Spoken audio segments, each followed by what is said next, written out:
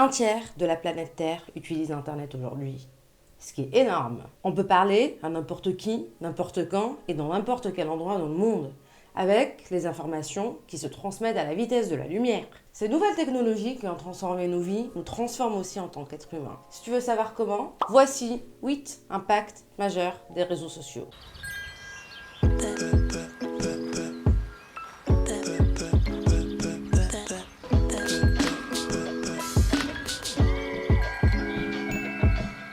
Le premier impact, c'est l'introduction d'une nouvelle forme d'économie, c'est l'économie de l'attention. Avec un produit unique qui est toi et moi.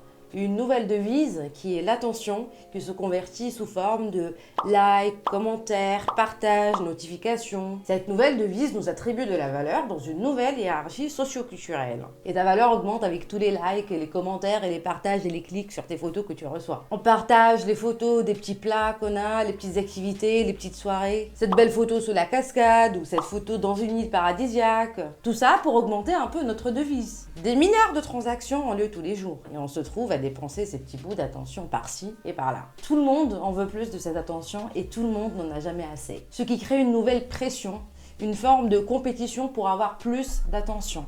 Sans compter les plus gros compétiteurs de l'attention, je veux dire les marques, les vendeurs, la pub. Et à cause de cette consommation, on est devenus nous-mêmes les produits. Ce qui me ramène au deuxième point, qui est la surexposition au marché de l'attention. Tout se bat pour notre attention.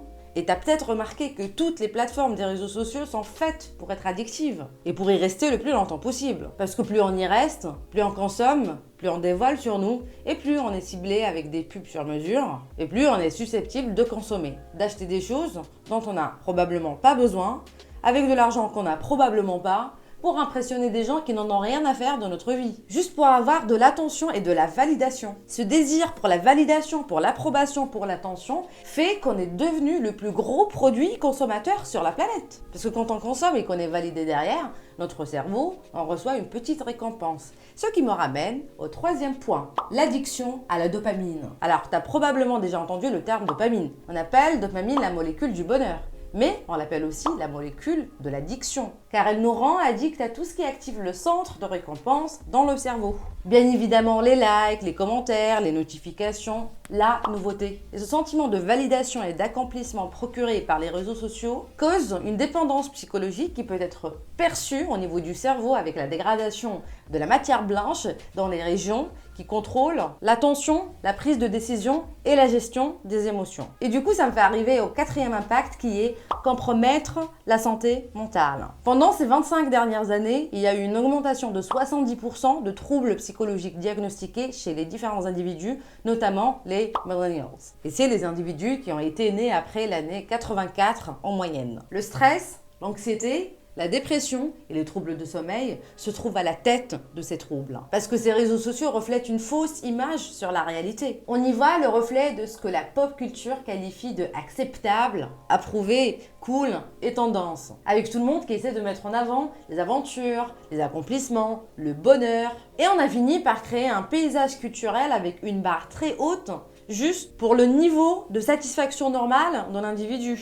Et on se trouve à comparer ce qui se passe derrière les coulisses de nos vies avec la version 4K du montage des meilleures scènes de la vie des autres. Cela dégrade évidemment la confiance en soi et augmente les risques d'instabilité psychologique. Et fait l'apparition du cinquième impact, l'apparition de nouvelles formes de troubles anxieux. En plus de l'augmentation des troubles déjà existants, de la dégradation de la qualité de performance, de l'attention et de la capacité à filtrer l'information, on va apparaître des nouveaux troubles anxieux et des nouveaux syndromes, comme par exemple le syndrome de vibration fantôme. Je suppose que ça t'est déjà arrivé de sentir ton téléphone vibrer dans ta poche alors que c'était pas le cas, alors que c'était probablement juste une contraction au niveau d'un de tes muscles. En gros, on est en train de reprogrammer notre système nerveux. Il faut aussi absolument mentionner le fameux FOMO, Fear of Missing Out. Dont la meilleure traduction serait la peur de rater quelque chose. En gros, c'est une nouvelle forme d'anxiété sociale où on a peur de rater l'information du siècle, de rater quelque chose de hyper important ou aussi tomber dans l'oubli carrément. C'est comme si on n'allait pas sur les réseaux sociaux, personne ne va plus se rappeler de notre prénom. Et on se sent obligé d'y investir notre temps du coup. Ce qui me ramène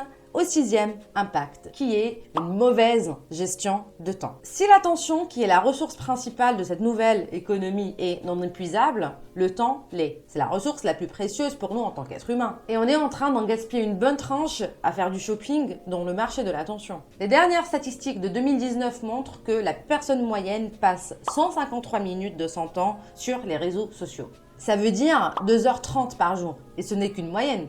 Ça se trouve, tu passes beaucoup plus. Ou peut-être moins. Et si c'est le cas, tant mieux pour toi. On va faire un petit calcul. Si on projette ce temps-là sur une durée de vie moyenne, 10 ans, 72 ans, ça va faire 6 ans et 8 mois à se balader sur les réseaux sociaux. Une attention et du temps précieux qui aurait pu servir à lire, apprendre, s'instruire, construire quelque chose qui affirmera cette identité qu'on a dans la société. Et la société me ramène au 7e impact majeur, qui est la dégradation des relations sociales. Alors avec cette virtualisation de la communication, nos relations sociales se trouvent impactées. Ce phénomène concerne surtout la plupart des jeunes, notamment la génération X, qui a pratiquement pas connu un autre monde, et qui manque de plus en plus d'habilité sociale. Ça veut dire la compréhension de la dynamique sociale, genre la compréhension du langage corporel, de la réaction faciale, la tonalité de voix. Là, dans cette communication virtuelle, les emojis ont remplacé ces réactions, sans oublier le langage d'abréviation qui est en train de massacrer toutes les langues. En gros, on peut tout dire très facilement et très vite. Et ceci me ramène au 8e impact qui est le cyberharcèlement. C'est devenu un phénomène global avec la facilité de la circulation des messages de haine et la facilité avec laquelle derrière un écran on peut taper n'importe quel message ou commentaire qui peut littéralement détruire la vie à quelqu'un. Toutes ces personnes en colère qui se baladent sur internet pour dénigrer les autres juste parce qu'ils ont une vie de merde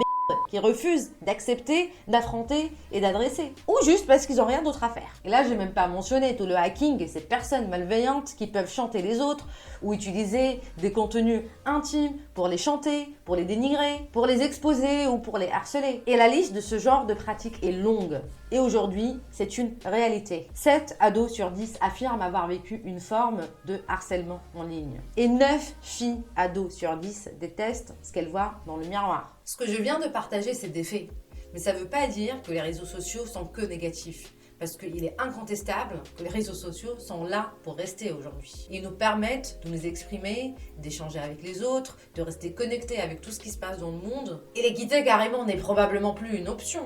Tu auras probablement le FOMO si tu le fais. Mais il est important de reconnaître qu'il y a un problème.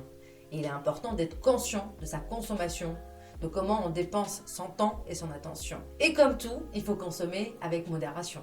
Ça serait bien de rationaliser cette consommation et même de faire un régime socio-médiatique, un bon régime dont je vais parler dans ma prochaine vidéo. Si cela t'intéresse, que tu as envie de faire un régime socio-médiatique, fais-le moi savoir en commentaire et reste connecté pour voir cette vidéo la semaine prochaine. Donc ce qu'il me reste à faire, c'est de te remercier pour l'attention que tu as choisi de dépenser avec moi aujourd'hui. J'espère que ça valait le coup de ton temps et j'espère que ça t'a donné food for your thoughts. Voilà.